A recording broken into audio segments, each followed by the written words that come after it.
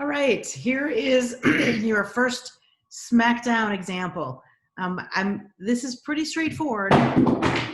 Sorry, my phone fell. This is pretty straightforward, so I think it won't be that hard for you. I think that you may feel intimidated, but just kind of breathe and walk through it with me, and you'll see it's not so intimidating.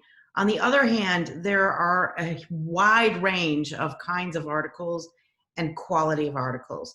And so while I chose something that was pretty simple and straightforward, particularly when I want you to analyze an article, and particularly in that it's done in the style in which I'd like you to see things really clear. Just know that not all articles are this clearly laid out. It really kind of depends on the journal and on other factors like that. So not everybody does it the same way. The same basics are there. So here's your first example, and you'll have already read the article, right? That's what you're supposed to do. If you haven't read it yet, pause, take a moment, and read it. So then we'll work through this article together, and you'll fill out your first Smackdown to submit to me.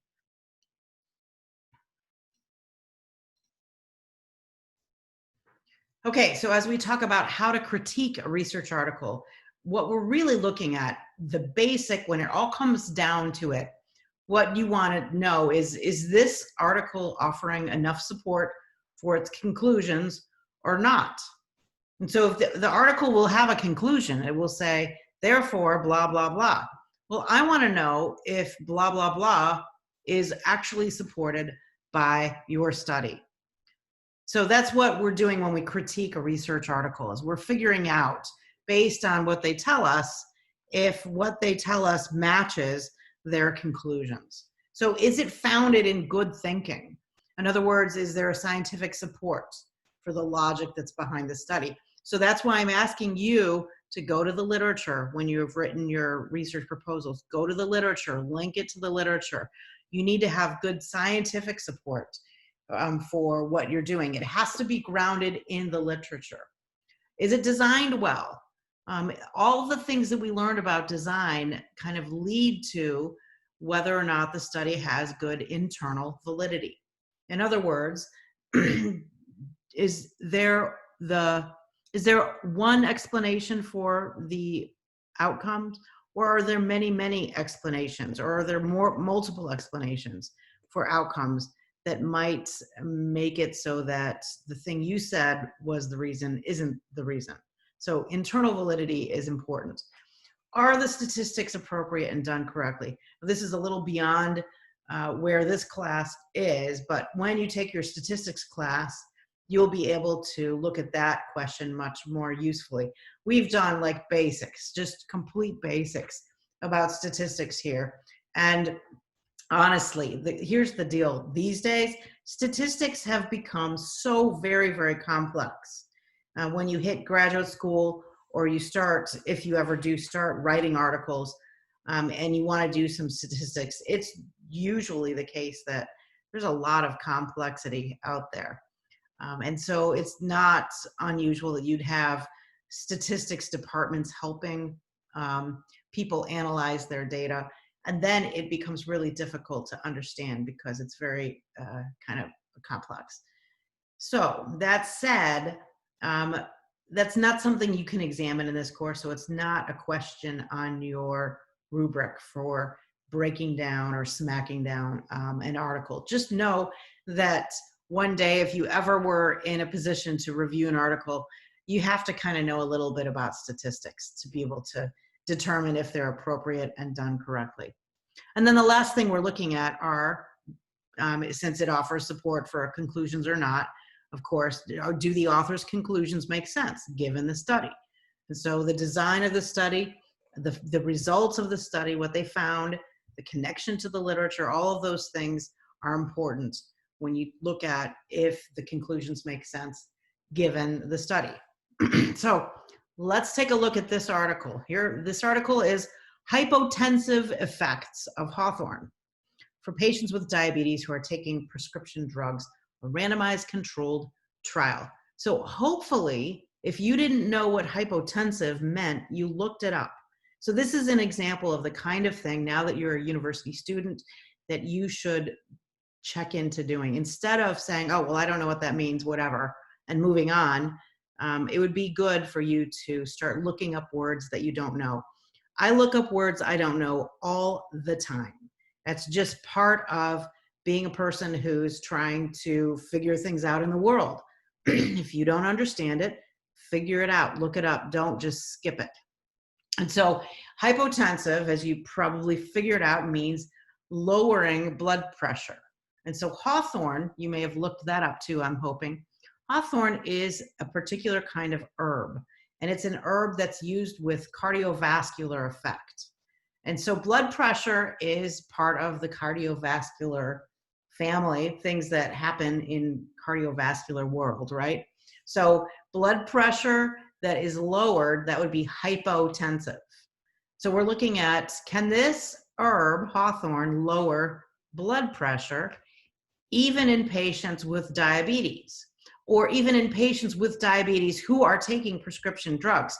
And that's important and interesting because prescription drugs often raise blood pressure. And so sometimes people will go on a drug and their blood pressure goes up, and then they have to also take a drug to help lower their blood pressure.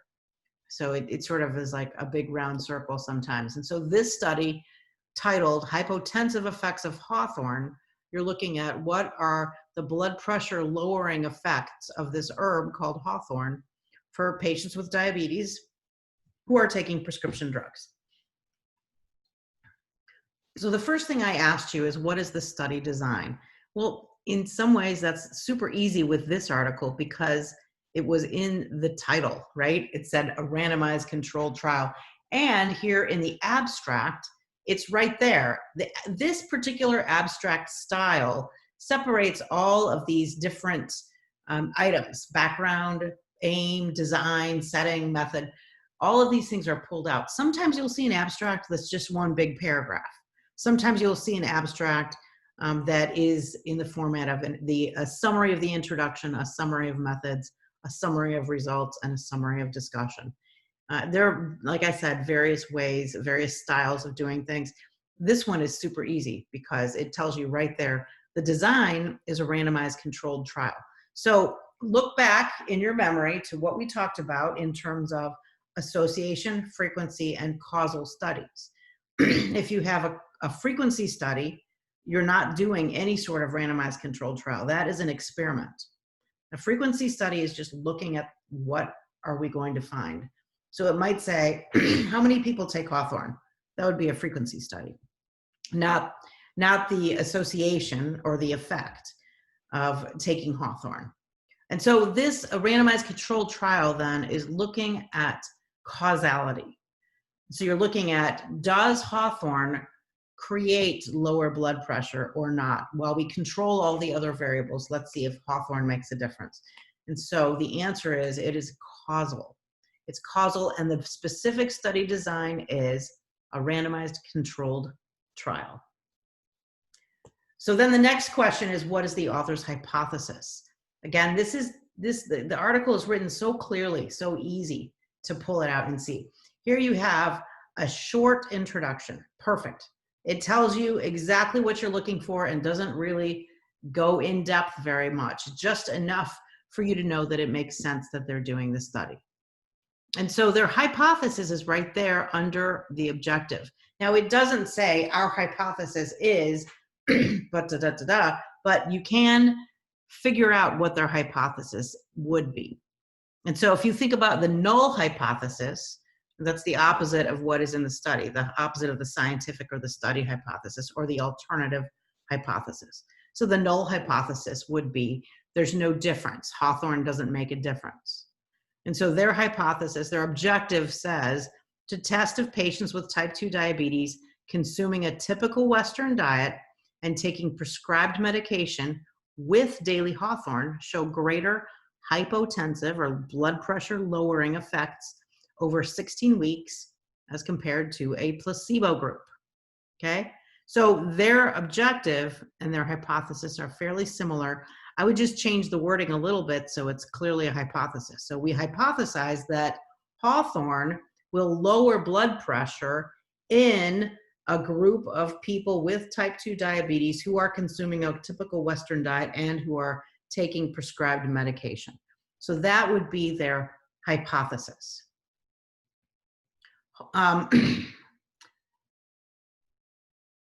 Oh, I guess I'm not going to go there. I will not go down that road. Okay. So then the next idea, next two questions. What is the main idea, the main construct we're looking at in this study? And so if you said, well, what is one word that would say what this study is about? Well, it's about blood pressure or hypotension. More of that construct would be the main thing that this study is looking at is the impact of hawthorn on hypotension. So that would be enough. The main construct, blood pressure. The main outcome we're looking at is blood pressure. So the construct is, can hawthorn help blood pressure? So blood pressure, the main outcome. What we're looking at measuring at the end of the day is blood pressure. When we talk about operationalization, say that 10 times fast, right? Something that is operationalized, how is it operationalized? That means, how did you measure it? So what measures did the researchers use when they looked at the main outcome? In other words, if they're looking at blood pressure, how did they measure it? And so here we have the methods section, which will tell you how the main outcome or outcomes are operationalized. So the first thing we have are participants. You'll remember this because you're in the middle of writing your final papers right now. 80 patients with, so you could think of these as inclusion criteria. They're just not pulled out and labeled that, but that's definitely what they are. So in order to be in this study, you have to have type 2 diabetes. You have to have hypertension. Of course, that means high blood pressure. Hypotension, low, hyper, high. Hypertension, and so the hypertension specific quality that they're looking for is that you have a diastolic blood pressure of at least this amount and a systolic blood pressure of at least this amount. So you get those numbers plus type 2 diabetes, and you're of course eating the standard Western diet and taking extra other medications. They excluded people who are pregnant. They excluded people with heart disease or major pathology. And so that might be major disease like a physiological pathology or major psychological pathology or disease. Everyone gave informed consent. They recorded all kinds of variables in a health questionnaire at their baseline.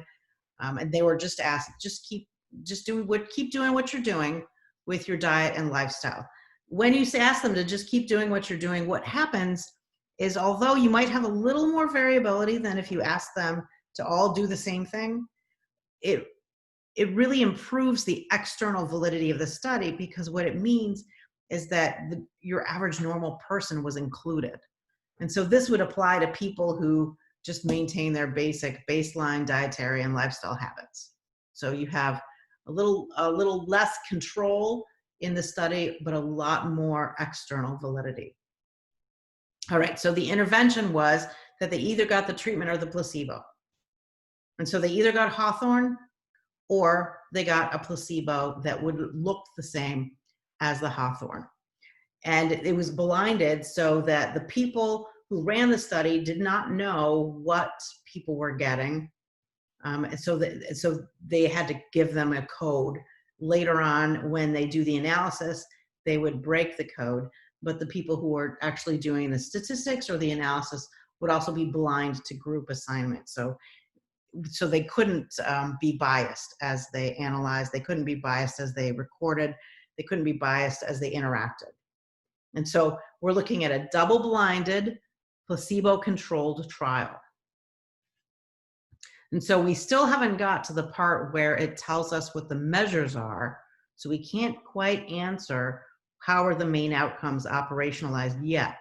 So we have to go a little farther into the method, and what we get are baseline and outcome measures. That's exactly what we're looking for. So how did they operationalize the the outcome that they're looking for. In other words, how did they measure blood pressure? So we're going to look in here. So we've got their weight. Okay, that's not their main outcome. Weight, height. Okay, they want to look at BMI, probably to see if there's some sort of effect on BMI. And then they took blood pressure readings, and they told you how they're using this particular blood pressure monitor. They got rid of the first reading, and then they took the average of 2 more. And so you could think, well, why do you think they did that? Well, part of it is because a lot of times the first blood pressure reading is going to be higher, like artificially higher. Sometimes people are nervous, and sitting down and taking their blood pressure, you get this effect of high blood pressure in the doctor's office that's all about being anxious. And it really doesn't represent your true blood pressure. And so it makes sense to say, let's discard the first one, because then what's happening is you're improving the internal validity of the study. So otherwise people could say, well, you took that first blood pressure always is higher. And so of course people are going to give you a higher blood pressure. But so here they're saying, well, we accounted for that. We threw out the first one, and then we took 2 more instead of just 1 more. And we took the average of the 2 more.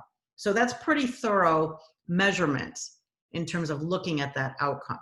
First blood pressure readings discarded, and the average of the last 2. And then they also completed a well-being questionnaire.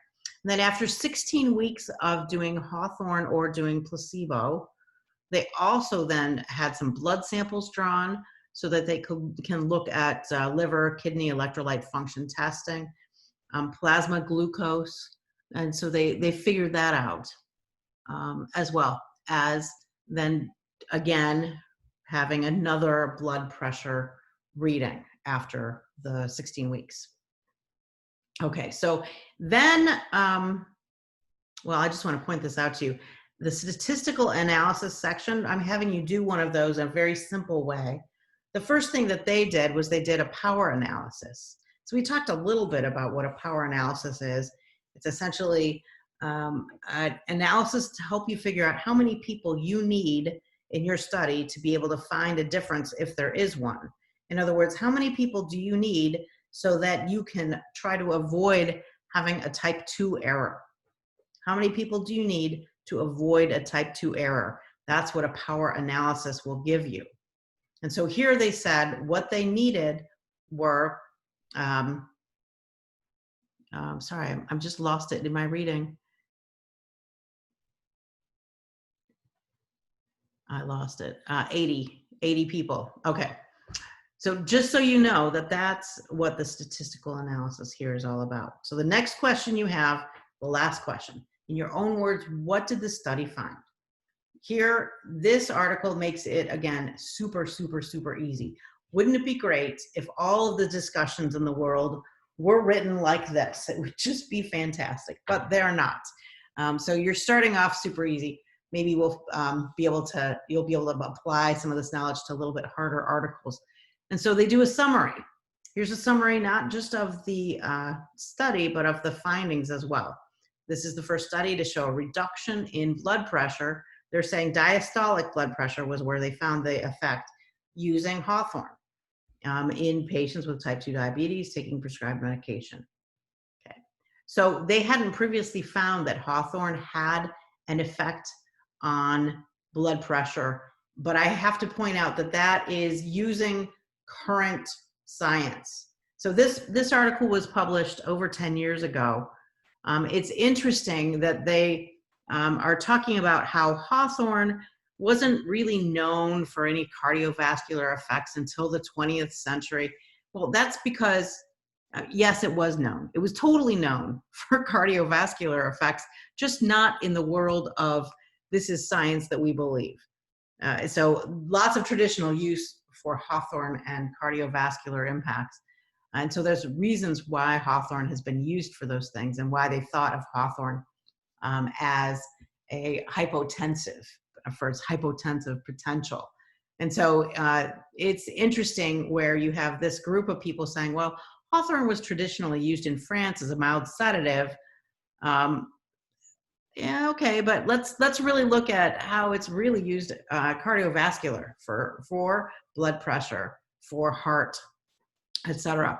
So sometimes people don't know all of the things that they need to know when they do a study. And this is a little bit of an example of that. However, the study seemed to work just fine, even though they may not have known all of the things about hawthorn. Like they said, the study wasn't designed to talk about information about the effects of hawthorn on long-term clinical outcomes like heart disease and stroke. They're just looking at blood pressure. And so they do this summary. They tell you the pros and cons. What are the strengths of the study? What are the limitations of the study? So in your discussion, I'm having you talk about what's the internal validity issues, what are the external validity issues, kind of similar. And then they're looking at comparing it to existing literature. Well, that's kind of a cool feature. I like that. A lot of people do that, but they don't necessarily label it that way. And then they bring out implications for the future. Also something that needs to be done in a discussion. Implications for the future often is connected to looking at external validity. So they're basically saying, hey, there's no drug-herb interactions. If you take it with your regular life, eating the same way, taking medications the same way, you still get a blood pressure lowering effect for these patients. And so you would figure out, how do I say that in my own words? So when you say it in your own words, that means you're not using the words that are in the discussion. Obviously, you can use the word hawthorn and the word hypotension or the word blood pressure. Of course you do. But you don't just cut and paste from the discussion. What I want to know is, did you really understand it? Okay, so that wasn't so bad, was it? Not so bad. And so get ready for another one. I mean, are you ready? But get ready, yeah. And we'll do another one next video so you can get more practice.